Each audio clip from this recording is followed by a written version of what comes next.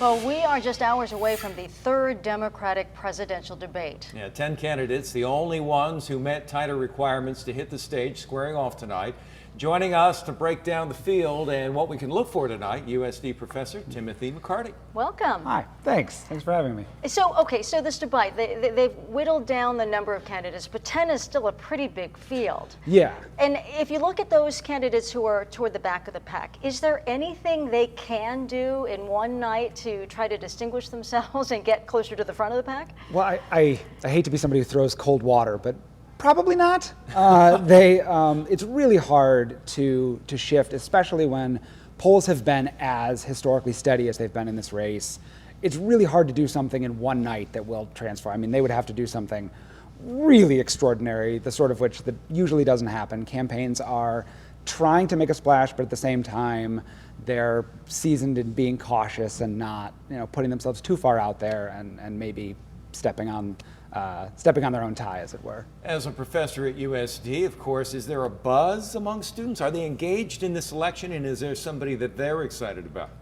Well, so I have the wonderful opportunity to teach political science students. So I teach some of the most engaged and active students, and they're very invested and they're very engaged. Students, Bernie Sanders has been historically popular with young students. I've heard a lot of talk. Kamala Harris being local is interesting to a lot of the students. Andrew Yang has, there are a number of students who are intrigued by the idea of the universal basic income.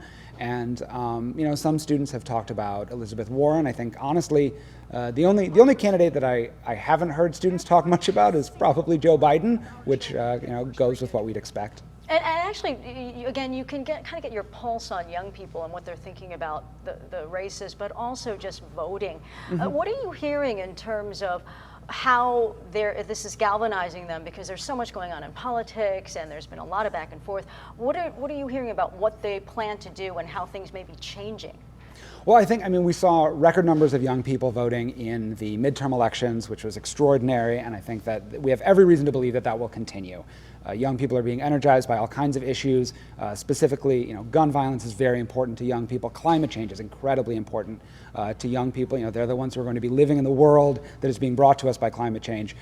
So at least my experience, and again, I'm mostly interacting with political science students, but they are really active and engaged. And we happen to have a great program at USD called USD Votes, which is a voter information, registration, and turnout organization that has helped to increase local youth voting. That's run through the political science department.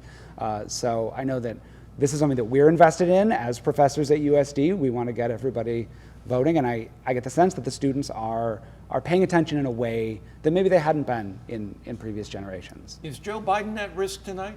Speaking of Joe Biden? Well, he has been, he's had some gaffes, he's had some troubles in recent past, but that's also who he is.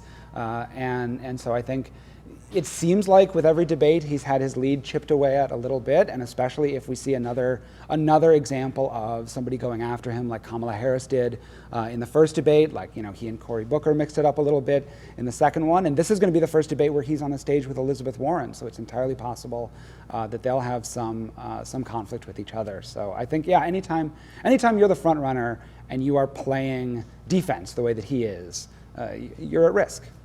Well, we will be watching closely to see if anybody distinguishes him or herself tonight. We really appreciate your insights, Professor Timothy McCarty. Yeah, thanks for having me. This was fun.